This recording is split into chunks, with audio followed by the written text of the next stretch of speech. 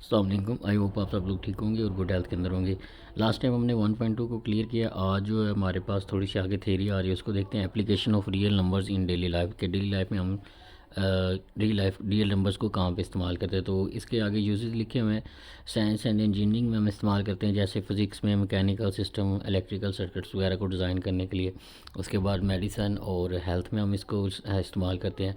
कोई कुछ ये पूछ सकता है कि सर मेडिसिन और हेल्थ में कैसे यूज़ करते हैं। तो हम जो बीपी ऑपरेटर से चेक करते हैं, अपना ब्लड प्रेशर या हार्ट बीट चेक करते हैं, तो उसका बीपी जो हम चेक करते हैं वो भी हम मेडिकल की मदद से चेक करते हैं, लेकिन उसके अंदर भी मैथ ही यूज़ हो रही होती है।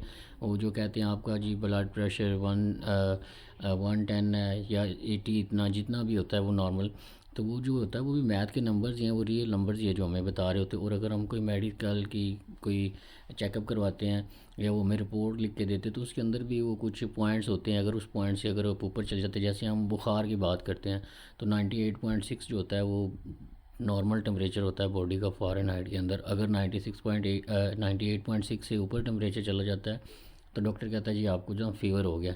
ठीक है, तो ये रियल नंबर ही हमें बता रहे हैं कि भाई अब आपको फ़ीवर हो गया। ये मेडिसन में भी इस्तेमाल हो रहे हैं, और मेडिकल जो जितने भी हमारे पास ऑपरेटर्स हैं उनमें भी इस्तेमाल हो रहे हैं। मेडिकल में यही है, डॉक्टर हमें डोज देता है जी आपने इतनी गोली ये लेनी है, एक ये लेनी है, एक ये लेनी है, इतनी डोज लेनी है। अगर हम उससे ज़्यादा लेंगे तो हमें वो नुकसान पहुंचा सकती है, उससे कम लेंगे तो शायद हमें फ़ायदा ना हो। तो ये सारा कुछ मेडिकल के अंदर भी मैथ ही हमें बता रही होती है, रियल नंबर्स हमें बता रहे होते हैं।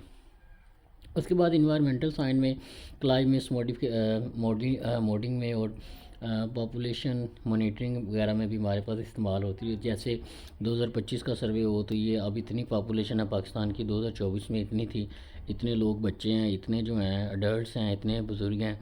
तो ये सारी मैथ के ज़रिए हम बता सकते हैं, ये कैलकुलेशन वगैरह। उसके बाद कंप्यूटर साइंस के अंदर जितने भी हमारे पास सॉफ्टवेयर डिज़ाइन होते हैं वो सारे ये इनके अंदर नंबर भी इस्तेमाल होते हैं। जैसे अगर हम बात करें, आप लोगों ने सुना भी होगा कि जो कंप्यूटर की बेसिक लैंग्वेज है वो बाइनरी लैंग्वेज है, 0 1 को वो समझता है।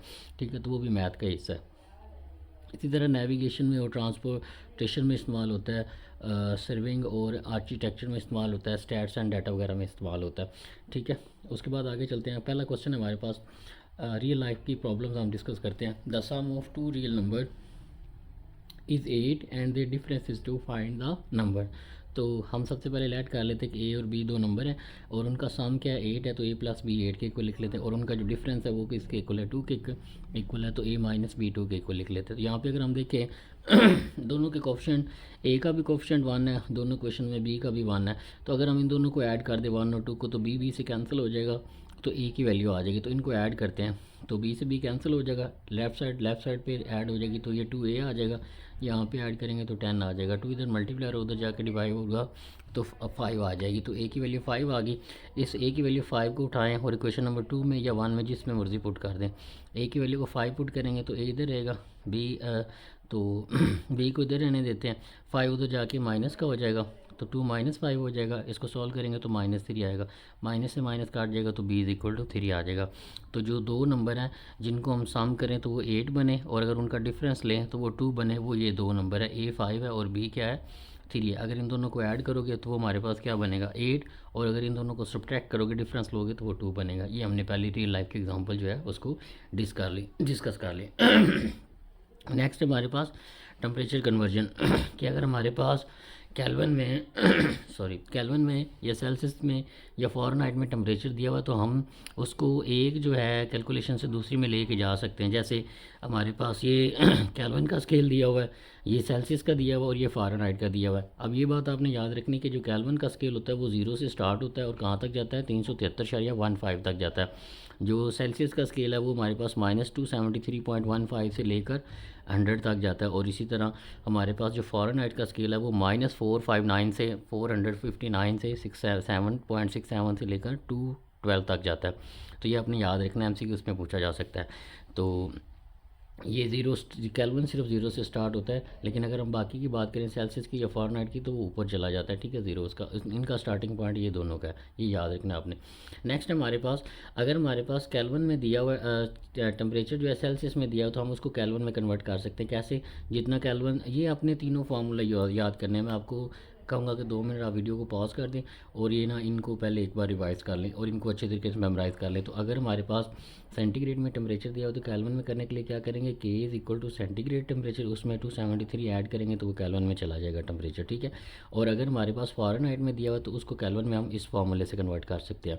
अगर सेल्सियस में दिया हो तो हम फ़ारेनहाइट भी यहाँ पे निकाल सकते हैं कि सी की वैल्यू यहाँ पे पुट करें, 9 इधर डिवाइड हो रहा है, इधर जाके मल्टीप्लाई हो जाएगा, ठीक है, और 5 इधर मल्टीप्लाई हो रहा है, नीचे आके डिवाइड हो जाएगा, -32 इधर आके +32 हो जाएगा, और ये हमारे पास फ़ारेनहाइट भी निकाल सकते हैं। तो अगर एक की वैल्यू दी हुई है इन दोनों में से तो दूसरे की हम वैल्यू निकाल सकते हैं टेम्परेचर को यूज़ करते हुए, इन इक्वेशंस को यूज़ करते हुए। फ़ारेनहाइट के लिए ये है, मतलब केल्विन का सेल्सियस के साथ जो है रिलेशन वो ये वाला है, सेल्सियस का फ़ारेनहाइट के साथ ये वाला रिलेशन है, ठीक है। तो इसको हम फ़ारेनहाइट को सेल्सियस में इस तरह भी लिख सकते हैं, सिंपल इसको थोड़ा सा मॉडिफाई किया हुआ है। 9 इधर चला जाएगा, 5 नीचे आ जाएगा, तो 9/5 सी आ जाएगा, और 32 इधर जाके प्लस का हो जाएगा, ठीक है।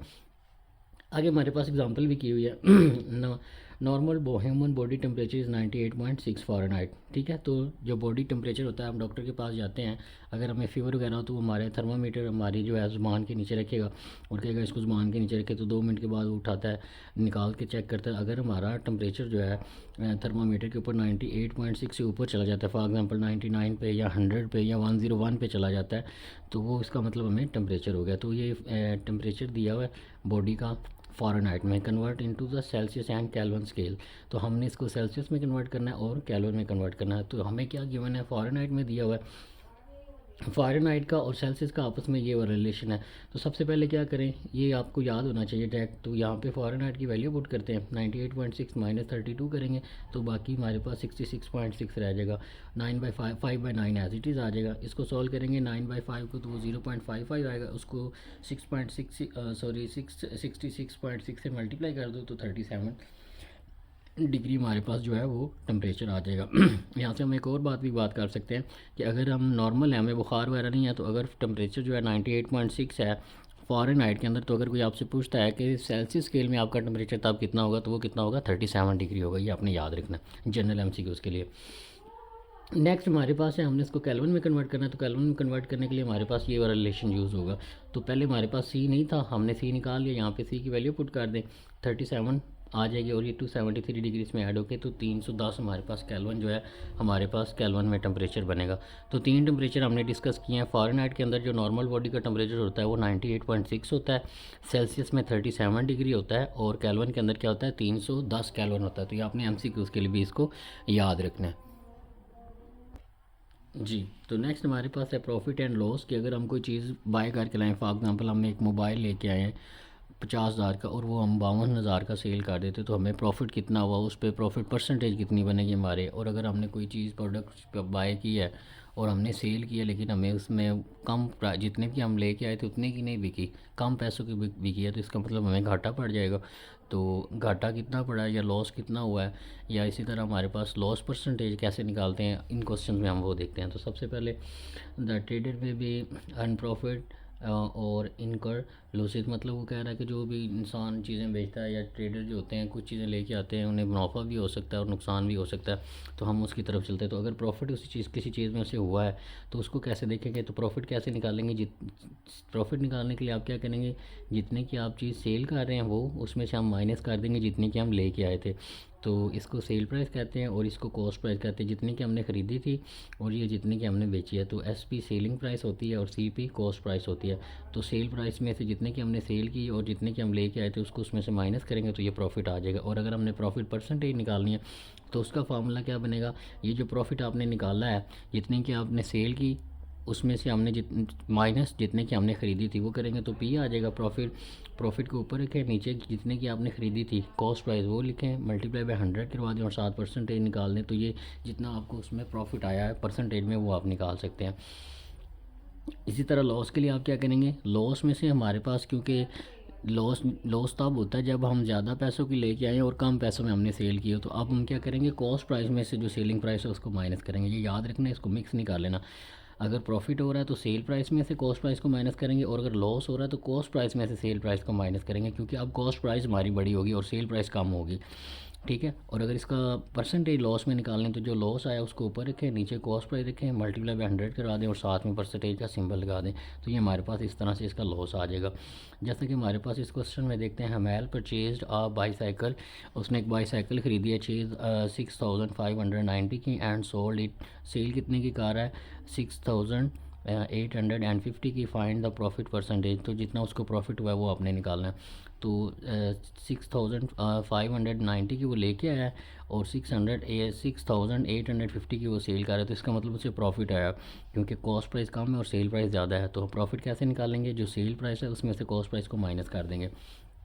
तो यहाँ पे कॉस्ट प्राइस भी लिख दी, सेल प्राइस लिख दी, प्रॉफिट कैसे निकालेंगे, सेल प्राइस से कॉस्ट प्राइस को माइनस करेंगे। ठीक है, तो ये 6850 माइनस 6590 को माइनस करेंगे तो 260 का उसे जो है प्रॉफिट आया। अब प्रॉफिट परसेंटेज कैसे निकालेंगे, जो प्रॉफिट आया उसको ऊपर लिखेंगे, ठीक है, और नीचे क्या लिखेंगे, जो कॉस्ट प्राइस थी वो कितनी थी 6590, तो उसको नीचे लिखेंगे, मल्टीप्लाई बाय 100 करवा देंगे और 7% निकाल देंगे। कैलकुलेटर की मदद से इसको आप सॉल्व करेंगे तो वो हमारे पास 93.94 उसका जो है परसेंटेज मिलेगी, या अप्रोक्सीमेट हम उसको 4 के इक्वल लिख सकते हैं।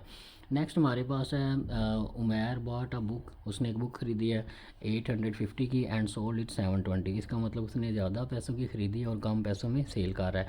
What was his loss percentage, तो उसे कितना लॉस है उसकी परसेंटेज हमने बतानी। तो कॉस्ट प्राइस कितनी थी बुक की 850, सेलिंग प्राइस कितनी थी 720, तो अब उससे लॉस हुआ है तो आप क्या करेंगे, कॉस्ट प्राइस में से सेल प्राइस को माइनस करेंगे। ठीक है, तो कॉस्ट प्राइस में से सेल प्राइस को माइनस करेंगे 850 माइनस 750, तो ये 130 हमारे पास रह जाएगा। ठीक है, उसके बाद हमारे पास परसेंटेज कैसे निकालेंगे कि जो लॉस हुआ है उसको ऊपर लिखेंगे, जो कॉस्ट प्राइस थी उसको नीचे लिखेंगे, मल्टीप्लाई बाय 100 करवा देंगे और साथ परसेंटेज सिंबल लगाएंगे, तो इस तरह हमारे पास उसका जो परसेंटेज आएगी लॉस की वो आ जाएगी 15.29 उसको लॉस हुआ है इतना उसे नुकसान हुआ है। नेक्स्ट क्वेश्चन है हमारे पास, Saleem Nadeem and Tanveen earn a profit of 4,50,000, इतने का उन्हें प्रॉफिट होता है 4,50,000 का फ्रॉम अ बिज़नेस, एक बिज़नेस थे। If their investment of the business in the ratio 4:7:14, find each person profit, तो हर एक का प्रॉफिट हमने निकालना है। अगर अब ये तरतीब से दिए हो तो इसका मतलब ये रिस्पेक्टिव लिए हैं, पहली रेशो जो है वो, पहला नंबर जो है वो सलीम के लिए, दूसरा नदीम के लिए और तीसरा जो है वो हमारे पास तनवीर के लिए। तो टोटल उन्हें प्रॉफिट कितना हुआ है, वो हुआ है 4,50,000 रुपये। टोटल गिवन रेशो कौन कौन सी थी, ये थी, तो इनका सामने निकाल लेना। तो 4 + 7 + 14 करेंगे तो ये टोटल रेशो आ जाएगी। अब हम क्या करेंगे, जितना जिसका शेयर होगा वो निकालते जाएंगे। सलीम का प्रॉफिट कितना अर्न किया, सलीम की रेशो कितनी थी 4, उसको ऊपर रखेंगे, नीचे जो टोटल रेशो थी वो उससे डिवाइड करवा देंगे 25 से, और मल्टीप्लाई बाय जितनी टोटल अमाउंट उन्हें प्रॉफिट हुआ है वो लिख देंगे। ठीक है, तो ये हमारे पास तनवीर का हिस्सा आ जाएगा। इसी तरह नदीम का कितना शेयर था, 7 था, 7 ऊपर रखेंगे और 25 को नीचे रखेंगे, टोटल अमाउंट यहाँ पे लिखेंगे, तो ये नदीम का हिस्सा आ जाएगा। और इसी तरह तनवीर का निकालेंगे तो 14/25 टोटल जो हमारे पास रेशो का सामना है वो, और टोटल रकम जो थी 450,000, उससे इसको मल्टीप्लाई कराएंगे तो ये हमारे पास 2,52,000 हमारे पास उसका आ जाएगा। अगर आप इस सब को जमा करेंगे तो वो हमारे पास इस टोटल अमाउंट के इक्वल बनेगा। ठीक है, तो इस तरह आप अपने दोस्तों का भी निकाल सकते हैं। अगर आपने कोई बिज़नेस किया हुआ था, आपको ये जो है फॉर एग्ज़ाम्पल टोटल आपका प्रॉफिट आया, ठीक है, और इसी तरह अगर आपके पास शेयर का हिस्सा आपके पास है कि इतने परसेंट उसका, इतने परसेंट उसका, तो इस तरह हम इजीली निकाल सकते हैं जितना जितना हिस्सा किसको आएगा प्रॉफिट में या लॉस में भी आप देख सकते हैं। ठीक है, if the simple profit 64,100 for 12 year, मतलब कोई काम उन्होंने किया है इज़ Rs 3840। ठीक है, if the simple profit on 6400 पे उन्होंने काम स्टार्ट किया है 12 साल के लिए, और जो उन्हें प्रॉफिट हुआ है वो हुआ है 3,840, find the rate of profit, तो कितने किस रेशो से किस रेट पे उन्हें प्रॉफिट आया तो वो आपने कैलकुलेट करके देना है। तो प्रिंसिपल अमाउंट जो टोटल अमाउंट थी उनकी जिससे उन्होंने काम स्टार्ट किया था वो 6400 थी, और सिंपल प्रॉफिट कितना हमारे पास बना है 3840 बना है, 3,840। कितने साल के लिए उन्होंने इन्वेस्टमेंट की हुई थी, वो 12 साल के लिए की थी। तो इसकी जो हमारे पास फॉर्मूला आता है वो आता है rate is equal to total amount of profit जो आई है वो multiply by 100 divided by time, और प्रिंसिपल अमाउंट हमारे पास आ जाएगी। तो अमाउंट ऑफ प्रॉफिट हमारे पास क्या थी 3840, ये लिख देंगे, मल्टीप्लाई बाय 100 करवा देंगे, टाइम कितने साल के लिए था 12 साल के लिए, और मल्टीप्लाई बाय 64 जो टोटल अमाउंट थी वो हमने लिख दी। इसको आप सॉल्व करेंगे तो हमारे पास 5% बनेंगे। ठीक है, तो मतलब जो उन्हें किस रेट से प्रॉफिट आ रहा था, 5% के हिसाब से उनको प्रॉफिट आ रहा था। तो ये हमने इसकी थ्योरी देखी है। तो नेक्स्ट क्लास में, लेक्चर में हम 1.3 को स्टार्ट करेंगे। अपना ख्याल रखिएगा। अल्लाह हाफिज़।